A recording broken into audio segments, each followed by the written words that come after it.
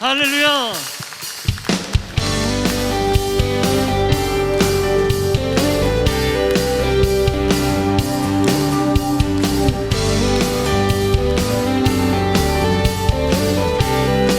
하늘에 계신 아버지, 하늘에 계신 아버지, 이름 거룩하며 주의 영광 이곳에 가득하길 기도하네.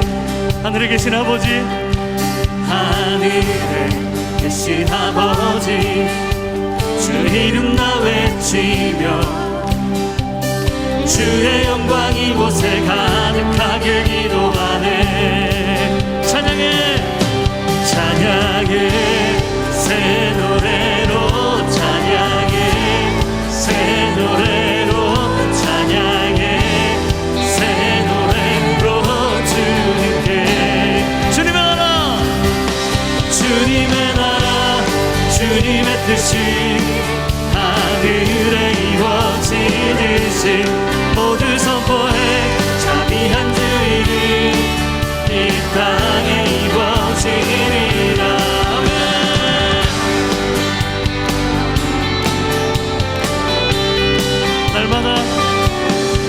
날마다 이루할 양식 은혜로 주소서. 예수 이름으로 우리 모두 기도하네. 시험에 들게 마시고, 시험에 들게 마시고 악에서 구원하소서. 예수 이름으로, 예수 이름으로 우리 모두 기도하네. 찬양해, 찬양해 새 노래로, 찬양해 새 노래로, 찬양해 새 노래로 주님께. 우리 선포합니다. 주님의 나라, 주님의 뜻이 하늘에 이루어지듯이 모두 선포해. 자비한 주 이름 이 땅에 이루어지. 주님의 나라, 주님의 나라, 주님의 뜻이 하늘에 이루어지듯이 모두 선포해. 자비한 주 이름 이 땅에 이루어지리라. 모든 나라 주께, 모든 권세 주께, 모든 영광 영원히 아멘. 모든 나라 주께, 모든 권세 주께, 모든 영광 영원히 아멘. 모든 나라 주께, 모든 권세 주께, 모든 영광 영원히 아멘.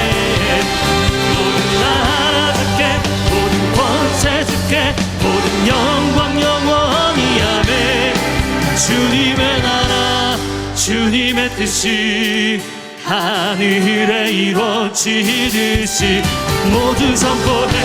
자비한 주 이름 이 땅에 이루어지. 주님의 나라, 주님의 나라, 주님의 뜻이 하늘에 이루어지듯이 모두 선포해. 자비한 주 이름 이 땅에 이루어지리라. 주님 나라로 임하여 주옵소서. 신실하신 하나님, 주님만 찬양합니다.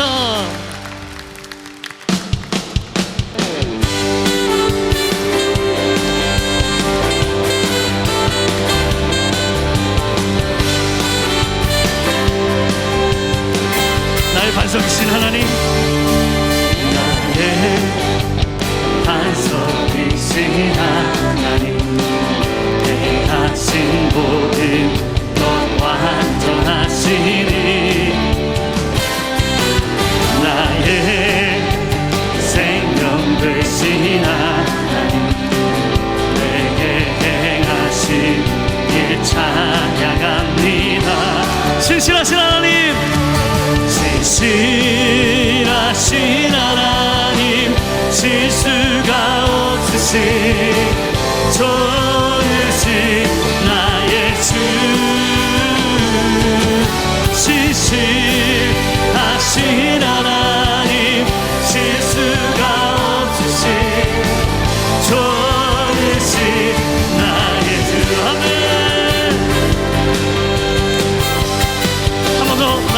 주신 나의 반석이신 하나님 행하신 모든 것 완전하시니 나의 생명 되신 하나님 내게 행하신 일 찬양합니다. 우리 신실하신 하나님, 신실하신 하나님 실수가 없으신 정으신 나의 주 신실하신 하나님 실수가 없으신 정으신 나의 주 신실하신 하나님 신실하신 하나님 실수가 없으신 정으신 나의 주 신실하신 하나님 실수가 없으신 좋으신 나의 주 좋으신 나의 주님 좋으신 나의 주 좋으신 나의 주님, 좋으신 나의 주 신실하신 하나님, 주인자와 자비가 영원하십니다. 아멘. 우리 자리에 앉아서 계속 예배하며 나아갑니다.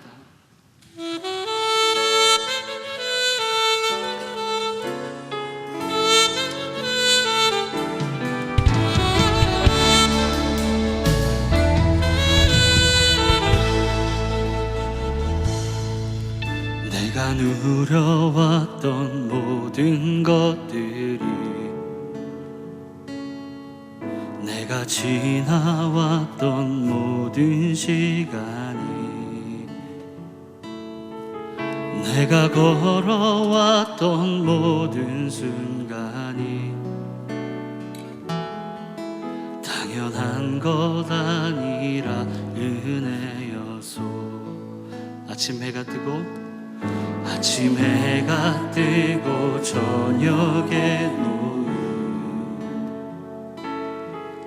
봄의 꽃향기와 가을의 열매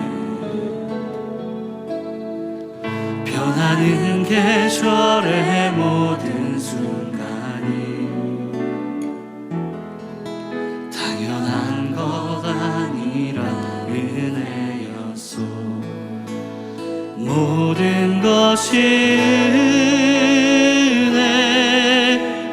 은혜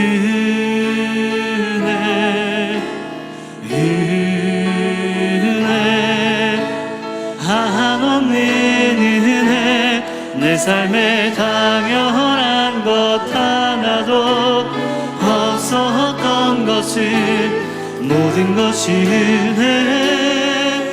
은혜였소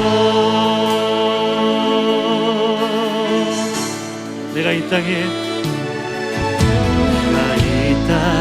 태어나 사는 어린아이 시절과 지금까지 숨을 쉬며 살며 금을 부는 삶 당연한 것 아니라 은혜였소 내가 하나님의 자녀로 살며 내가 하나님의 자녀로 살며 오늘 찬양하고 예배하는 삶 복음을 전할 수 있는 복음을 전할 수 있는 축복이 당연한 것 아니라 은혜였소 모든 것이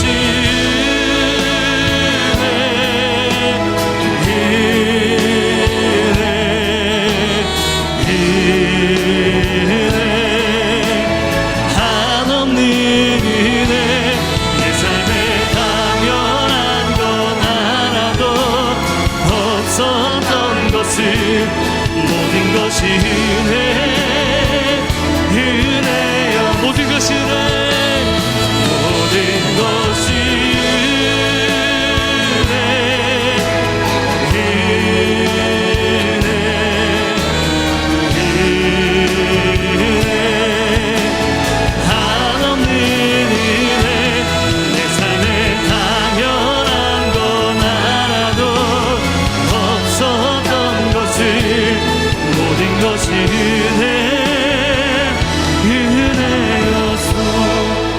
보좌에 앉으신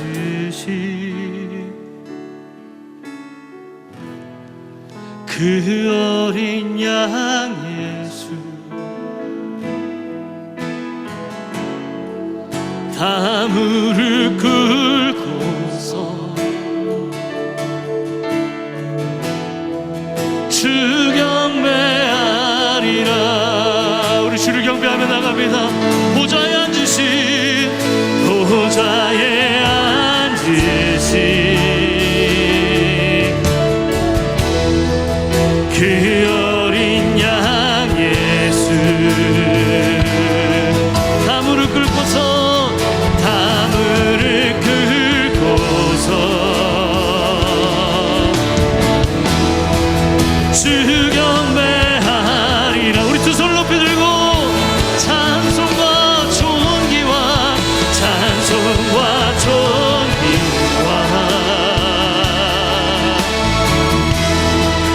영광과 능력이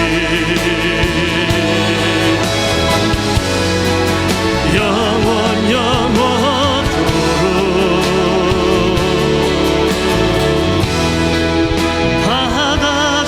받아주옵소서.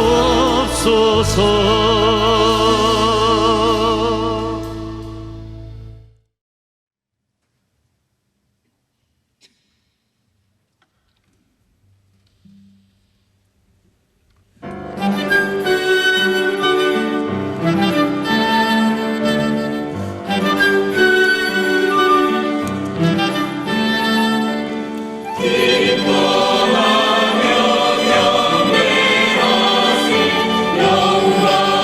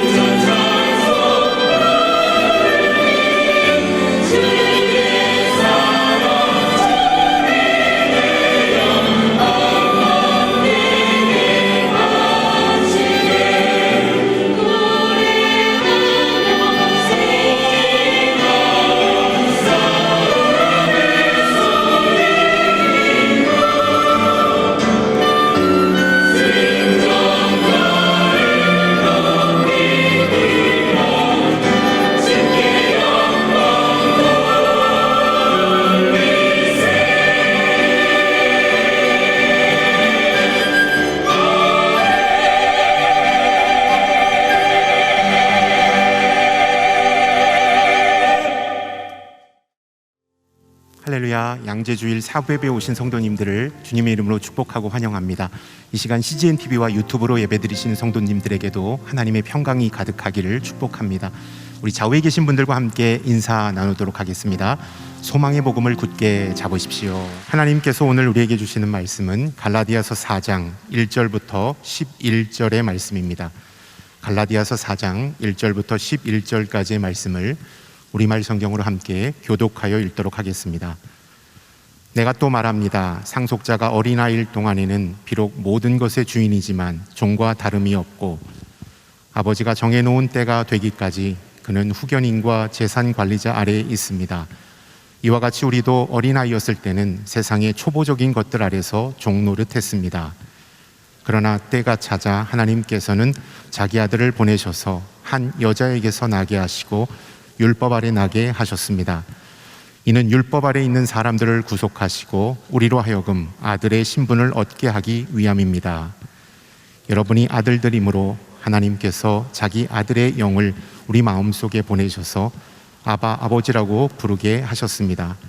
그러므로 여러분은 더 이상 종이 아니고 아들입니다. 그리고 여러분이 아들이면 또한 하나님으로 말미암는 상속자입니다. 그러나 전에 여러분이 하나님을 알지 못할 때는 본질적으로 하나님이 아닌 것들에게 종노릇했지만 이제는 여러분이 하나님을 알 뿐 아니라 오히려 하나님께서 아시는 사람이 됐습니다. 그런데 어째서 여러분은 다시 무력하고 천박한 초보적인 것들로 되돌아가 또다시 그것들에 종노릇하려는 것입니까?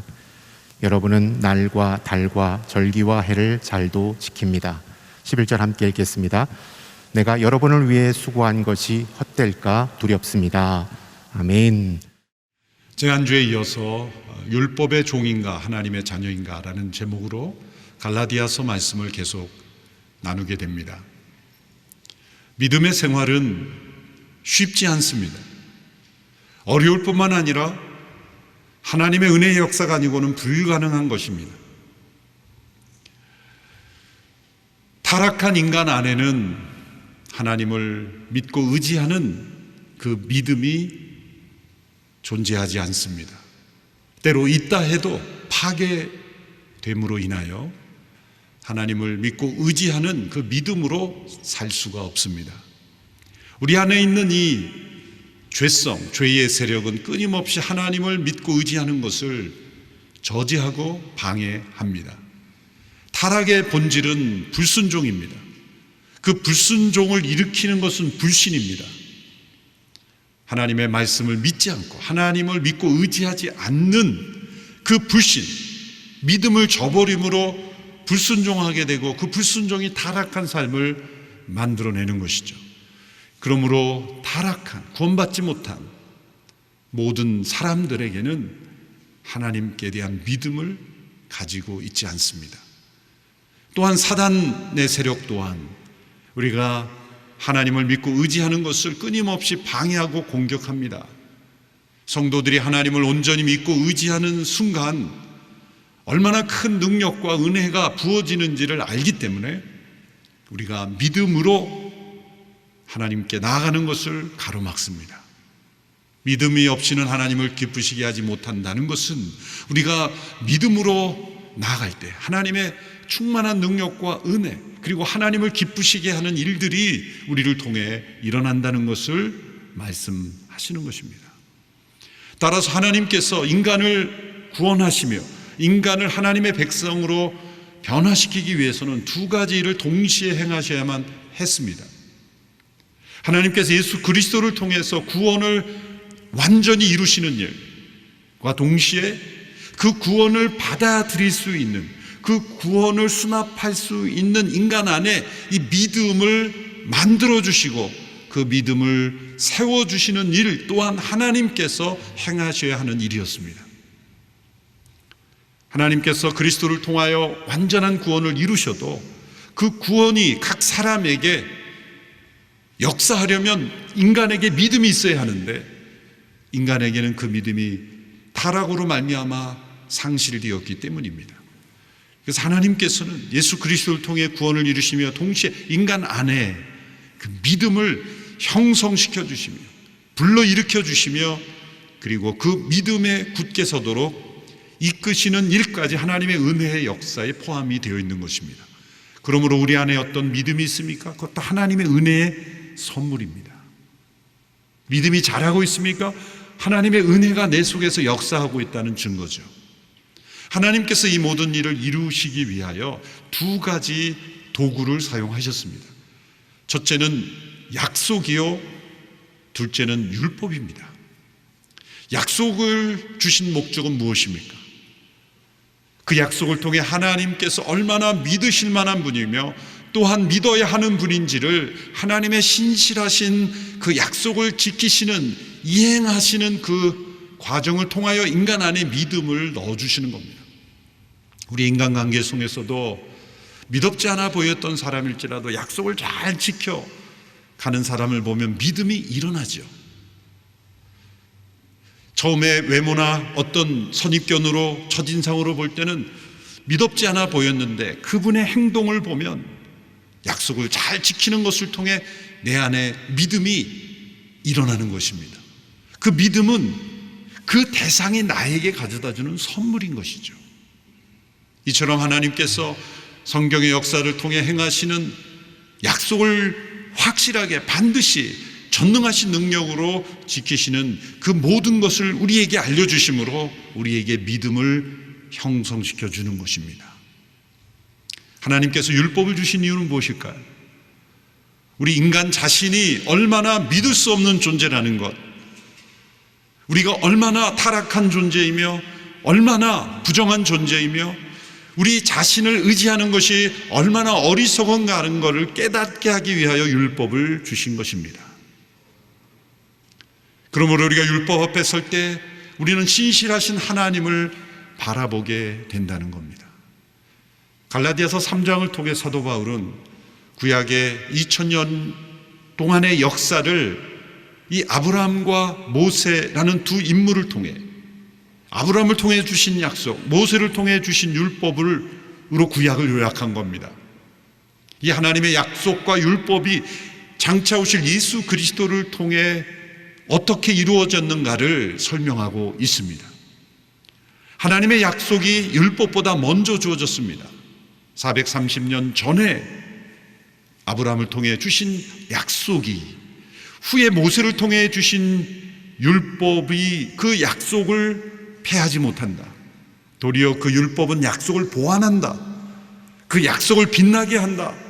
어두운 밤하늘에 별이 반짝이듯이 율법을 통하여 하나님의 약속을 바라보게 하는 거죠.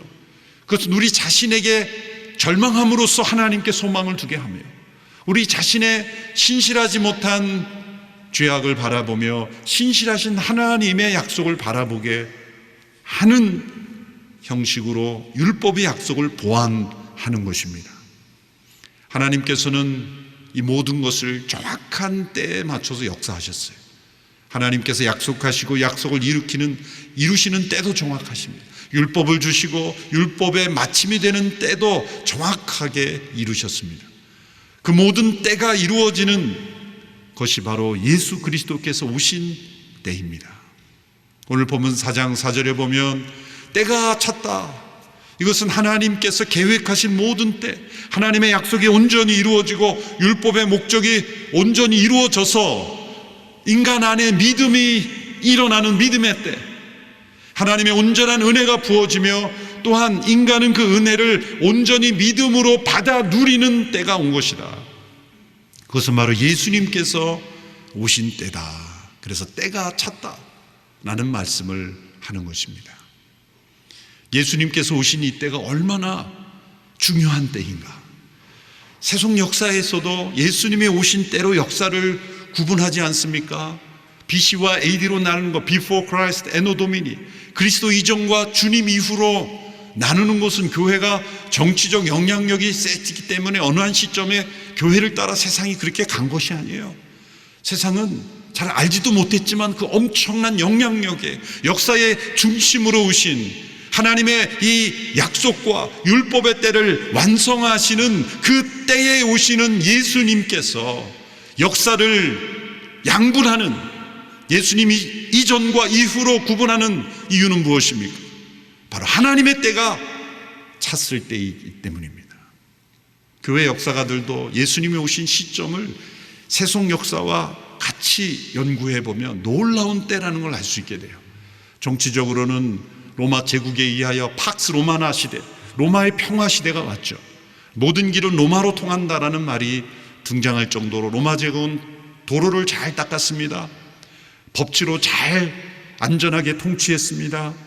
그 이전에는 바다에는 해적이 들끓고 또 육지에도 도둑들이 많았고 내전이 끊이지 않았던 그런 시대였지만, 이제 로마 제국의 그 통치에 의해서 안전하게 여행할 수 있는, 그리고 오고 갈 수 있는 도로들이 닦였죠. 무엇을 위해서 그렇게 됐을까요? 로마 제국은 정복하고 통치하기 위해서 한 것이지만, 그것은 복음이 온 세상에 전해질 수 있는, 유대 마을 베들레헴에 오신 예수 그리스도의 출생이 곧 하나님의 때가 참으로 은혜의 때가 도래하였음을 온 세상에 증거하기 위하여 하나님께서 로마 제국을 통하여 길을 닦아 놓으신 것이죠.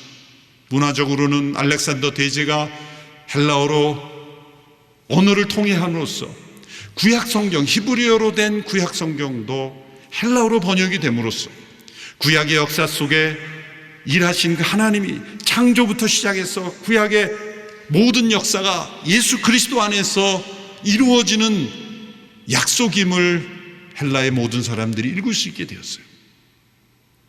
영적으로 정신적으로는 유대인들이 가장 메시아를 갈망하여 있을 때였고, 그것은 이 바리새인들의 메마른 그런 율법주의의 한계에 도달해서 그들의 위선과 그들의 부정과 그들의 이중적인 모습 속에 진정한 메시아를 갈망하는 그런 백성들의 마음이 간절해졌고, 로마 제국은 범신론이 편만하게 돼서, 이 범신론이 편만하면 사람들이 허무주의에 빠집니다.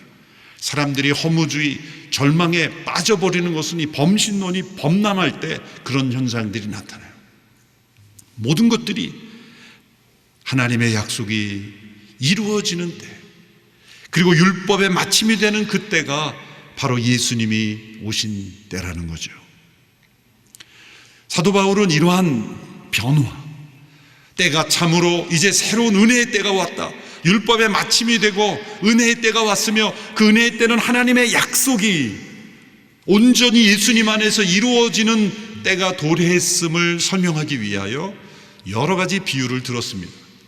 갈라디아서 3장에서만 해도 감옥에 갇힌 죄수가 자유케 되는 비유, 또 전쟁의 포로가 자유를 갈망하는 비유를 들었죠. 또 우리 시대에는 없는 로마 제국 시대에 있었던 이 훈육 교사의 제도를 예로 들었죠. 다시 한번 강조하게 되면, 오늘 이 시대에는 존재하지 않기 때문에 우리 머릿속에 잘 들어오지가 않아요.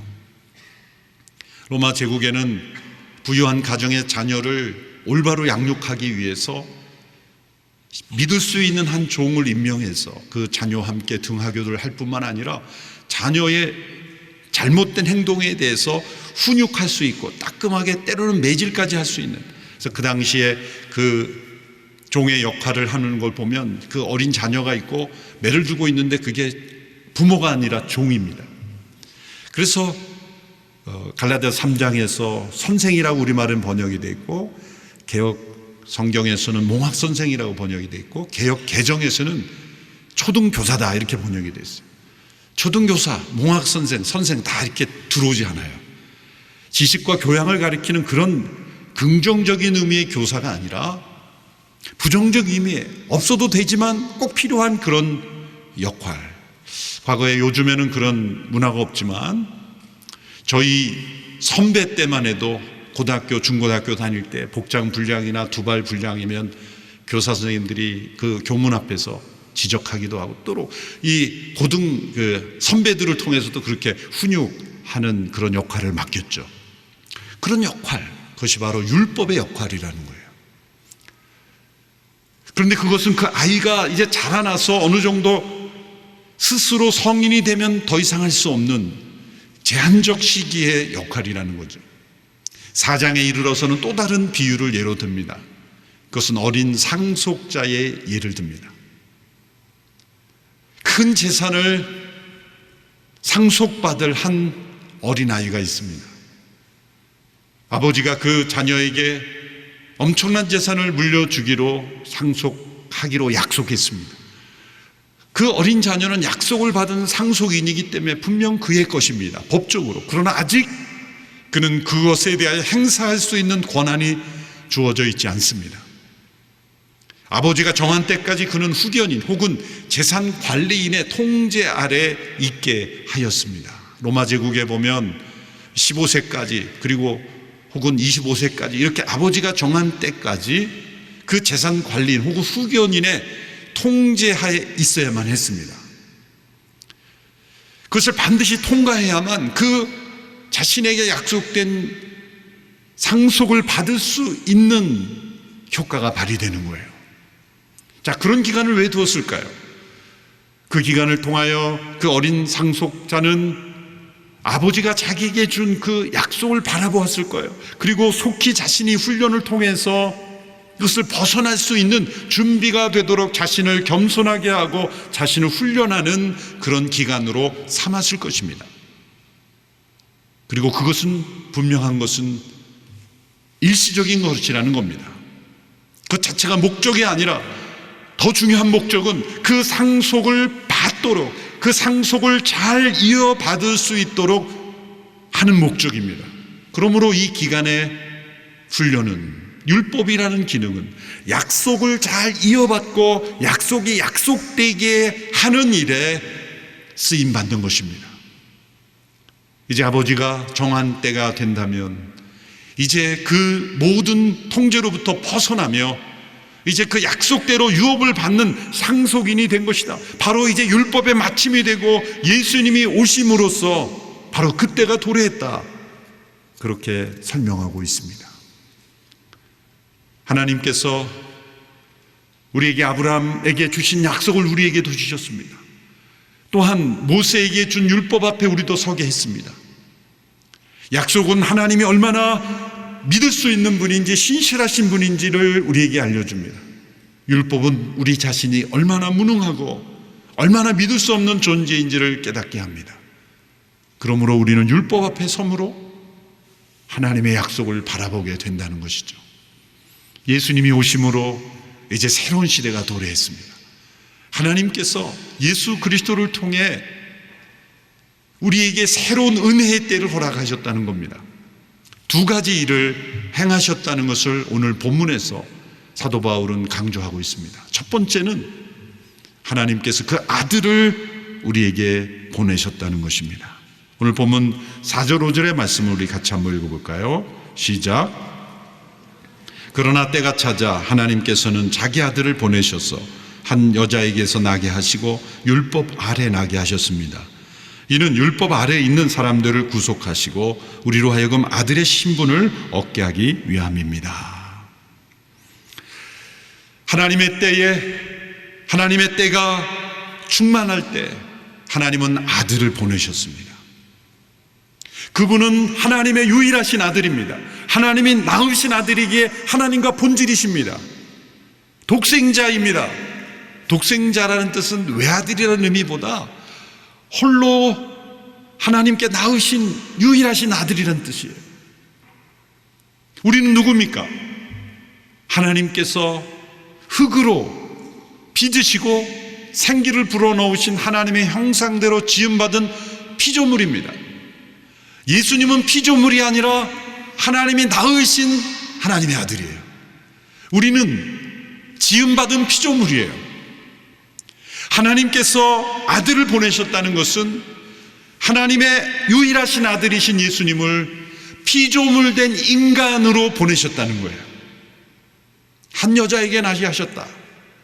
우리 모두가 나는 어머니의 태로부터 나는 모든 인간의 출생과 같은 출생이 되게 하심으로 그분의 본래의 신분은 하나님의 유일하신 아들이신데 그분이 한 여자를 통해 우리와 같은 육체를 입은 피조물과 같은 모양으로 나셨다는 거예요. 중요한 것은 우리와 같지 않은 그분에게는 죄가 없으신 분입니다. 그래서 동정 여에게서 태어난 거죠. 아담의 혈통이 아닌 타락한 혈통이 아닌 죄가 없은 두 번째 아담, 새로운 인류로 예수님이 오신 것입니다. 그런데 그분은 율법 아래 오셨습니다. 율법의 선생으로 오신 것이 아니라 모든 죄인된 인간이 율법 아래, 그 율법의 저주 아래, 그 율법을 통해 하나님의 진노와 심판 앞에 설 수밖에 없는 율법 아래에 있는 인간으로 오셨다는 겁니다. 얼마나 놀라운 일입니까? 왜 그분이 오셨습니까? 하나님의 유일하신 아들, 영원하신 그분이 왜 이 시간 속으로 육체를 입고 그리고 율법 아래 오셨습니까? 그 목적을 오늘 본문에는 이렇게 말합니다. 4장 5절에 보면 율법 아래 있는 사람들을 구속하시고 우리로 하여금 아들의 신분을 얻게 하려 하십니다. 하나님의 유일하신 아들이신 그분이 피조물 된 인간의 몸을 입고 율법 아래 처하게 하신 것은 죄가 없으신 분이기에 율법이 그에 대해 어떤 권리를 행사할 수 없습니다. 율법은 예수님에 대하여 어떤 권리를 행사할 수 없으며 그분을 저주할 수 없으며 정죄할 수 없습니다. 그분은 죄가 없으신 분이기 때문에. 그러나 그분은 스스로 죄가 있는 인간처럼 율법 아래 들어가셨습니다. 그리고 그 모든 율법의 요구를 이루셨습니다. 율법의 저주를 받아 나무에 달려 죽으셨습니다. 왜 그러했습니까? 율법 아래 있는 우리 피조물 된 인간들, 하나님의 형상대로 지음받은 인간들을 구속하시고 우리가 담당해야 될 율법의 저주를 대신 담당하시고 그리고 우리를 하나님의 자녀의 명분을 얻게 하시기 위해서이다. 얼마나 놀랍습니까? 다시 한번 강조합니다. 하나님은 유일하신 아들이십니다. 그분이 피조물 된 인간의 모양으로 오시고 율법 아래 오심으로 우리가 담당해야 될 율법의 저주를 담당하시고 우리로 하여금 그리스도께서 가지신 그 하나님의 아들됨의 그 자격을 우리로 얻게 하셨다는 거예요. 여러분 놀랍지 않습니까? 놀란 표정을 조금이라도 좀 져주세요. 매 예배마다 제가 강요하고 있어요. 놀라운 일이에요. 피조물 된 인간을 하나님의 아들됨을 얻게 하셨다. 자녀됨을 허락하시기 위해서.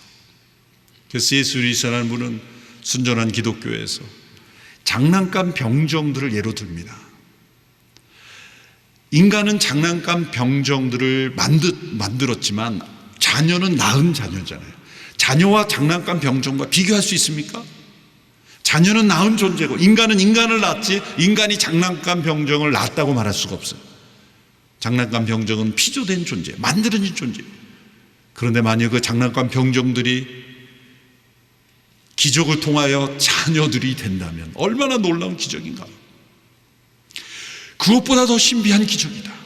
구약에 이미 골짜기에 마른 뼈들이 있었는데 그 마른 뼈가 생기가 붙어 하나님의 군대가 되는 것, 바로 그것이 죄 가운데 빠져 율법의 저주 아래 영원한 진노 가운데 처할 이 하나님의 피조물들, 하나님의 형상대로 지음받은 인간들의 운명이었지만 영원하신 하나님의 아들이신 그분이 한 여자에게 나시고 율법 아래 나심으로 그 저주를 담당하시고 우리를 하나님의 자녀의 명분을 얻게 하셨다는 거예요. 그게 예수님이 오신 목적이에요. 하나님이 그 아들을 보내신 목적이에요. 그런데 거기에서 그치지 않습니다. 하나님께서는 그 아들을 보내셨을 뿐만 아니라 그 아들의 영을 우리 마음속에 보내셨다고 말씀하고 있습니다. 오늘 본문 6절 7절의 말씀을 보십시오. 같이 읽습니다. 시작. 여러분이 아들들이므로 하나님께서 자기 아들의 영을 우리 마음속에 보내셔서 아바 아버지라고 부르게 하셨습니다. 그러므로 여러분은 더 이상 종이 아니고 아들입니다. 그리고 여러분이 아들이면 또한 하나님으로 말미암는 상속자입니다. 하나님께서 4절에 보면 하나님께서 아들을 보내셨다고 말하고 6절에는 아들의 영을 보내셨다고 말하고 있습니다. 이것은 전혀 다른 성격입니다. 아들이 오신 것, 성육신의 사건과 성령님이 오신 것은 분명 분리된 사건인데 이것은 연결되어 있는 것입니다. 왜요? 삼위일체 하나님의 역사이기 때문이에요.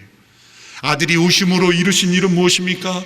율법 아래 나심으로 우리를 구속하시고 아들의 명분을 얻게 하신 거예요. 법적인 자격을 취득하게 한 거예요. 근데 문제는 그것은 우리 밖에서 일어나는 일입니다. 하나님께서 그렇게 행하신 일인데 우리 각자에게는 아무런 느낌, 아무런 감동, 아무런 변화가 일어나지 않습니다.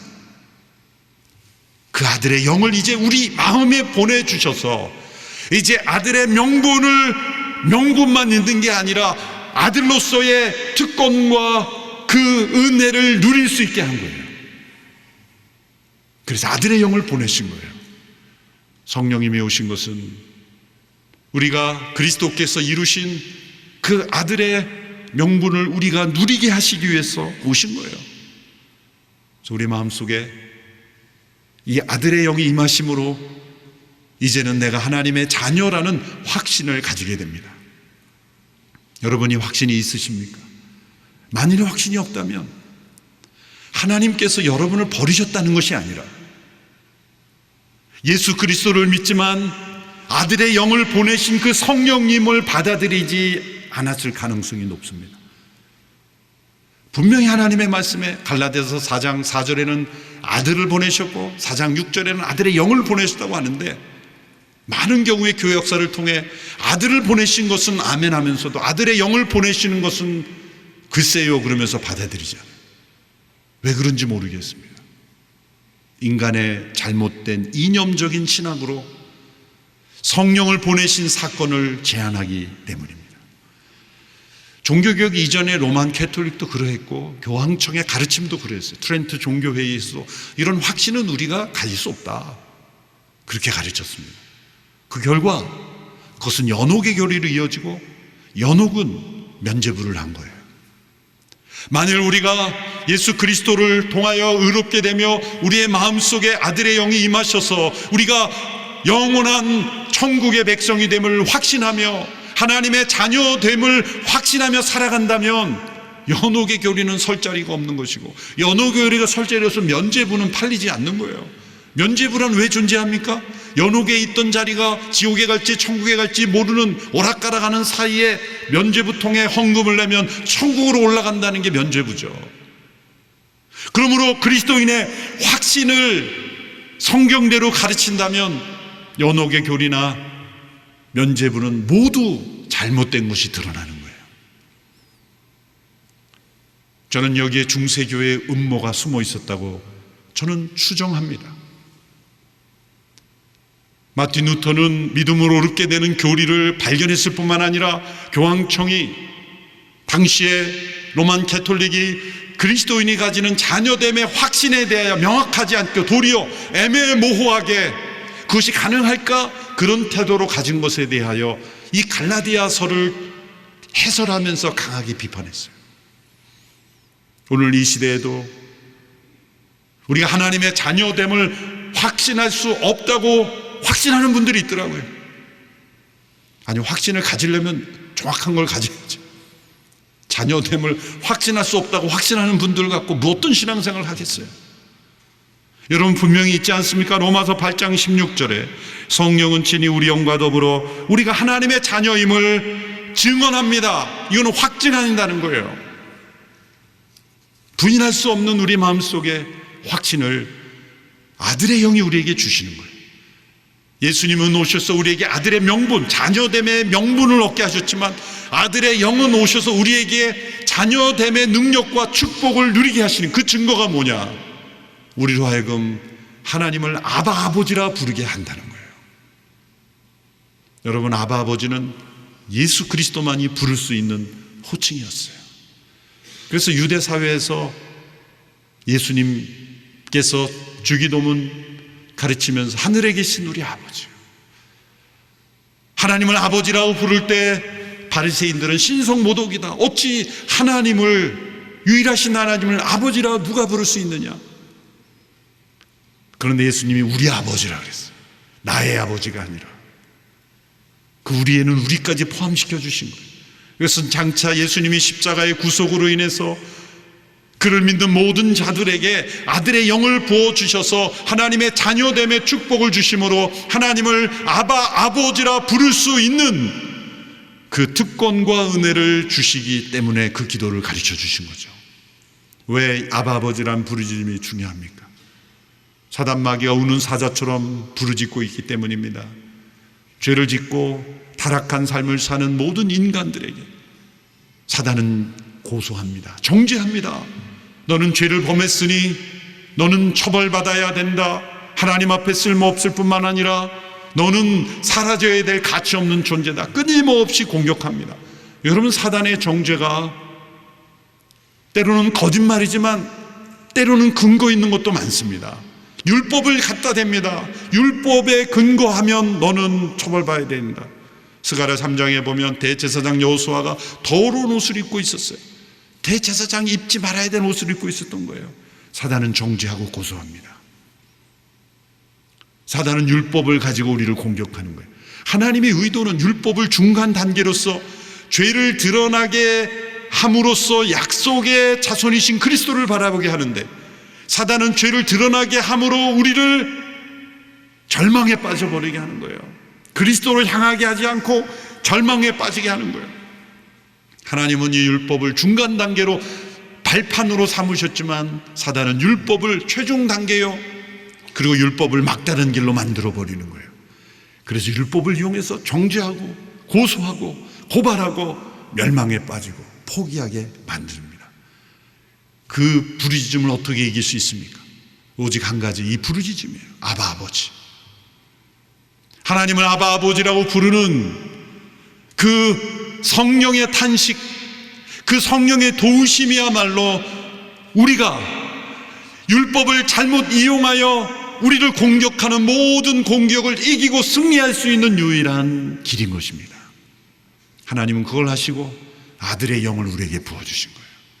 그러면 우리는 어떻게 저렇게 이렇게 저렇게 살다가 마지막에 가서 아버니 천국이 진짜 있었네가 아니라, 천국에 가서야 비로소 내가 구원받았네 놀라는 것이 아니라, 오늘 이 땅에서 우리는 영원한 생명을 확신하며 살아갈 수 있는 믿음으로 사는 삶이 되는 것입니다. 누가복음 15장에 보면 방탕하게 살다 돌아온 탕자가 아버지께 돌아왔을 때 아버지는 먼저 달려가 그를 끌어안고 더러운 옷을 벗기고 제일 좋은 옷을 입히고 제일 풍성한 잔치를 벌이며 그 아들을 환영했습니다. 그런데 그 아들은 이렇게 아버지께 말하죠. 아버지, 저는 아버지의 아들이라 일컬음을 감당치 못하니 저를 종의 하나로 여겨달라.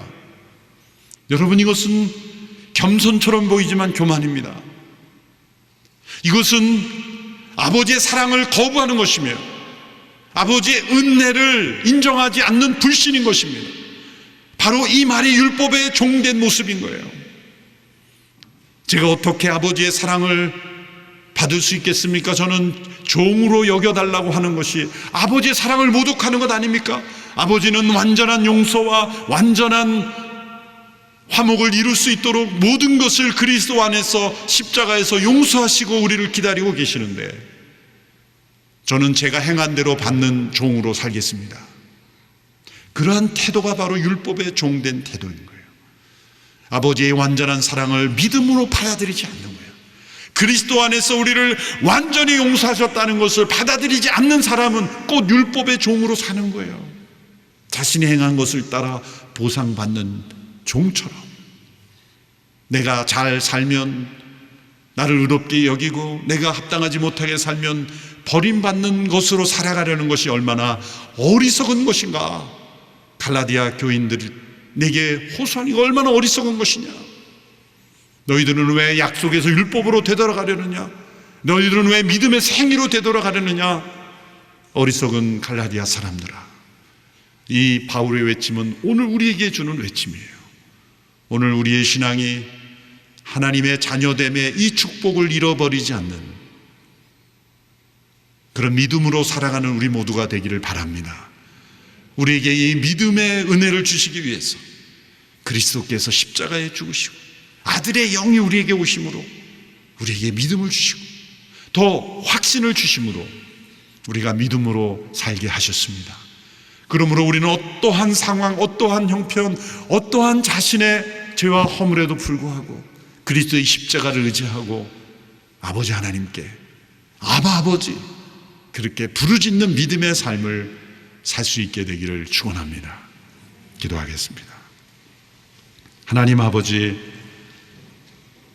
율법의 종으로 살아가기를 날마다 원하는 어리석은 자가 되지 아니하고 그리스도의 구속과 성령의 임재하심으로 우리를 하나님의 자녀와 그 특권을 누리게 하시는 하나님의 자녀됨을 누리며 살아가는 저희들이 되게 하여 주시옵소서. 하나님, 아바 아버지라고 부를 수 있는 그 놀라운 특권과 은혜를 주셨으니 믿음으로 그 은혜와 특권을 날마다 누리며 아버지와 동행하며 살아가는 저희들이 되게 하여 주시옵소서. 예수님의 이름으로 기도하옵나이다. 아멘. 다 같이 자리에 일어나셔서 함께 봉헌 찬양 올려드리겠습니다.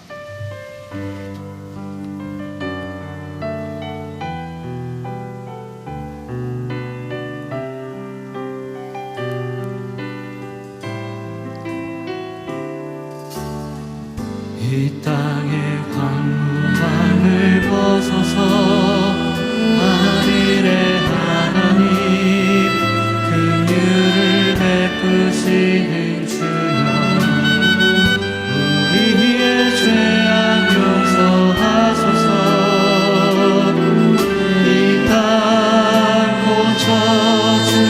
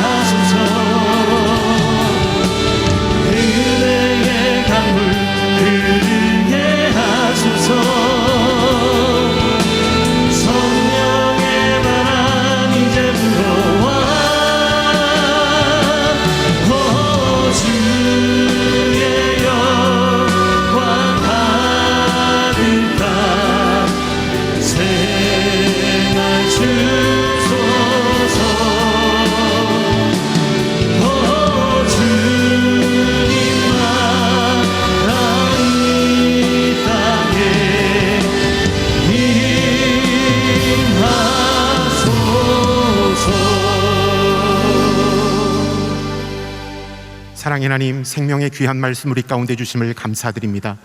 예수 그리스도를 바라봄으로 율법의 종이 아닌 하나님의 자녀로 당당히 살아가는 우리들이 되게 하여 주시옵소서. 오늘도 주신 은혜에 감사하여 귀한 예물을 주님께 올려드립니다. 이 예물을 기뻐 흠양하여 주시고 하나님 나라 확장과 그리스도의 사랑을 전하는 일에 사용하여 주시옵소서.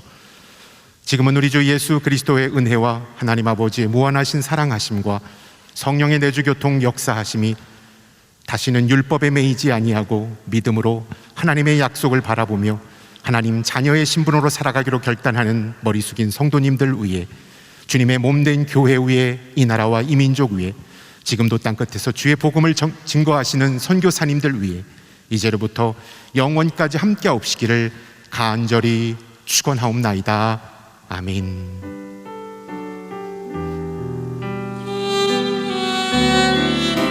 살아계신 하나님을 찬양합니다.